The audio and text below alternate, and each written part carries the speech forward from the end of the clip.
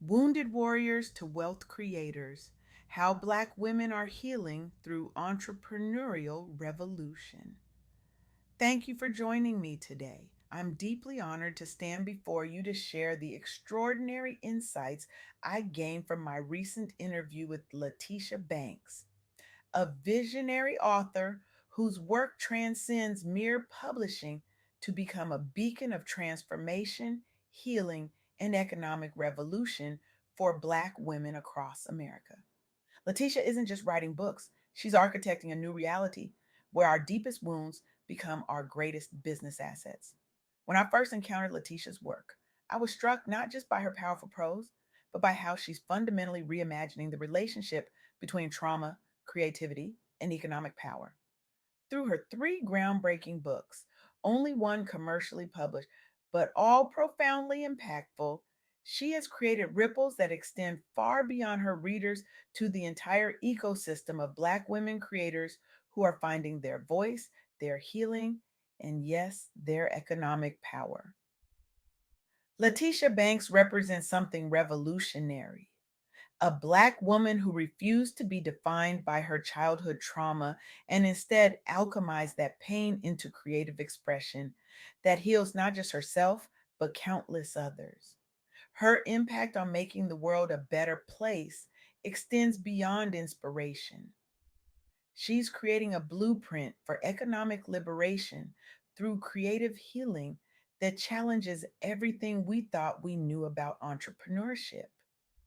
Let me take you deeper into what I discovered through my conversation with Letitia, supported by data that will fundamentally challenge how you understand the American business landscape. Women now make up nearly half, 47% to be exact, of all new business owners in America as of 2022. But here's where it gets truly revolutionary. Women of color, despite representing only 39% of the female population in the United States, are starting an astonishing 89% of new female owned businesses daily. This isn't just growth, this is a seismic shift in who creates wealth in America. When I shared these statistics with Letitia during our interview, she nodded knowingly and said something I'll never forget. We've always been creators, but now we're claiming our economic power too. Our wounds are becoming our business plans. What's driving this surge?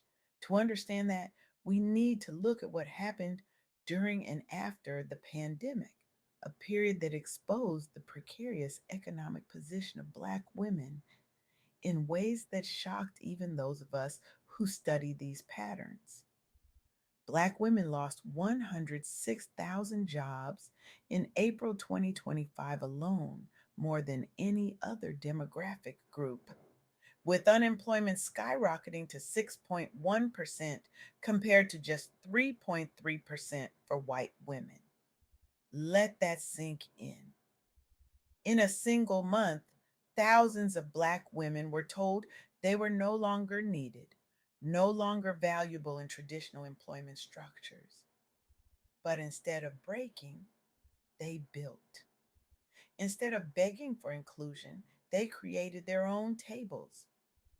Black women now make up 28% of all Black entrepreneurs and 21% of all female business owners in the United States. Women of color managed businesses have grown at an astounding rate of 163%, creating entirely new economic models that challenge traditional business paradigms. As Letitia explained during our conversation, her voice rising with emotion. When traditional doors close, we don't just knock louder, we build our own house with a completely different blueprint. And those blueprints include spaces for our full humanity, our creativity, and yes, our healing. But, and this is crucial, this entrepreneurial surge isn't happening in a vacuum or on a level playing field. It's emerging despite significant obstacles. that continue to limit the full potential of Black women entrepreneurs. Despite impressive growth in business formation, only 15% of Black women entrepreneurs report making a profit.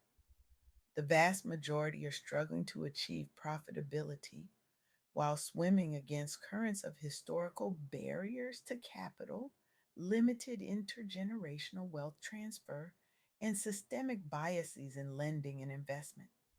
When I asked Latisha about this during our interview, she shared how her own publishing journey reflected these broader patterns. I've written 3 books, but I've only published one commercially. The barriers to traditional publishing for Black women writers mirror the barriers we face in other industries. So I decided to donate one of my books to community organizations instead, finding value beyond profit. This community minded approach is common among Black women entrepreneurs who often build businesses that prioritize social impact alongside financial returns. While the profitability gap remains significant, businesses owned by women of color collectively generate $422.5 million dollars in revenue annually. But perhaps the most profound insight I gained from my conversation with Latisha relates to something deeper than economic statistics. It speaks to the transformative power of creative entrepreneurship as a healing mechanism. For many Black women, entrepreneurship serves as both an economic strategy and a healing journey, similar to how creative expression through writing can help process trauma. Latisha's own experience using writing to heal from childhood trauma exemplifies this powerful connection. Writing my first book was like exhaling after holding my breath for decades, she shared, her eyes glistening. I discovered that putting my pain on the page not only helped me heal, but it created something valuable that could help others too. That's when I realized our wounds can become our business models if we approach them with intention and care. This pattern of turning personal healing into entrepreneurial opportunity is reflected in broader data. The Global Entrepreneurship Monitor, Women's Entrepreneurship Report, shows women's startup activity has risen from 6.1% to 10.4% over the last 2 decades, with significant increases in women perceiving new business opportunities, a remarkable 79% increase, and reporting enhanced startup skills with a 27% rise. Historically, Black women have used creative entrepreneurship as a response to limited opportunities in traditional employment, creating businesses that reflect their values and experiences. Today, women lead 1 in 3 high growth companies and 2 in 5 export oriented startups across 45 countries surveyed. By 2030, women could control 60% of the world's assets, driven by increasing entrepreneurial activities, higher employment rates, and rising salaries, representing what Goldman Sachs describes as a wave of wealth creation. This isn't just economic progress, it represents a fundamental shift in who holds power and how that power is exercised. As Latisha eloquently put it, when we heal ourselves through creative expression and build businesses from that healed place, we're not just changing our individual circumstances, we're changing the entire economic landscape. We're creating businesses that honor our full humanity while generating wealth that can transform our communities. Cultural expectations and limited confidence in business skills create significant psychological barriers. Women globally are 20% less likely than men to feel confident in their business abilities. But combining creative expression with entrepreneurship has allowed many Black women to transform personal challenges into business opportunities while building resilience.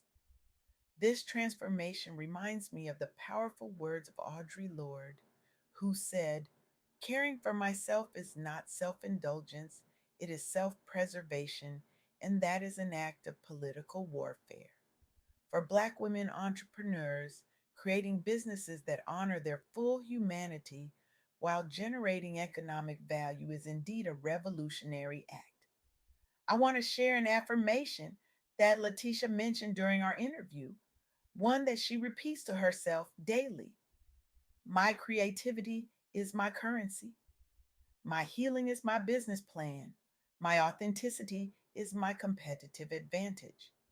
This powerful statement encapsulates the revolutionary approach that Black women entrepreneurs are bringing to the business world. The journey from trauma to healing to entrepreneurship that Latisha described offers a blueprint for others.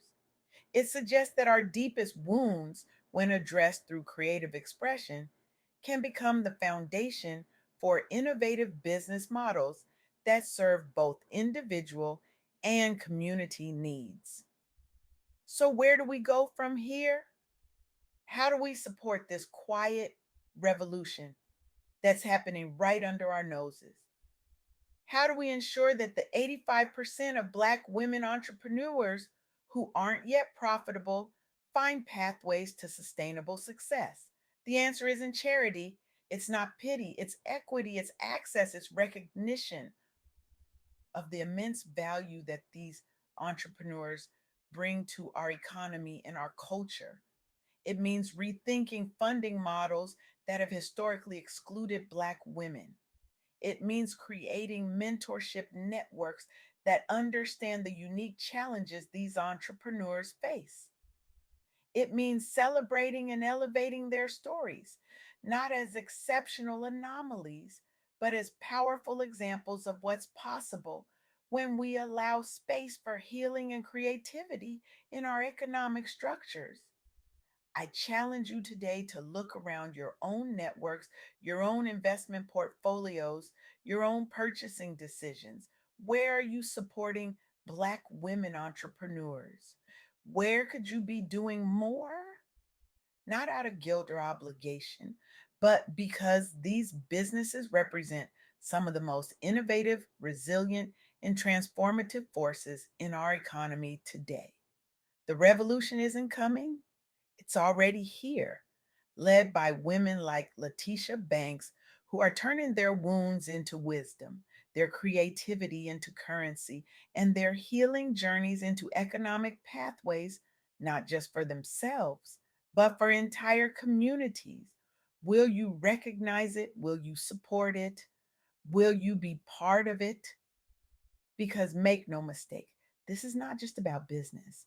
This is about fundamentally reimagining what power looks like, what healing looks like, and what economic transformation can be when we center the voices and visions of those who have historically been pushed to the margins.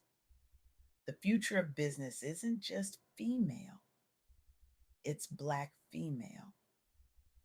It's healing centered, it's community minded, and it's already being built one creative, resilient entrepreneur at a time. Thank you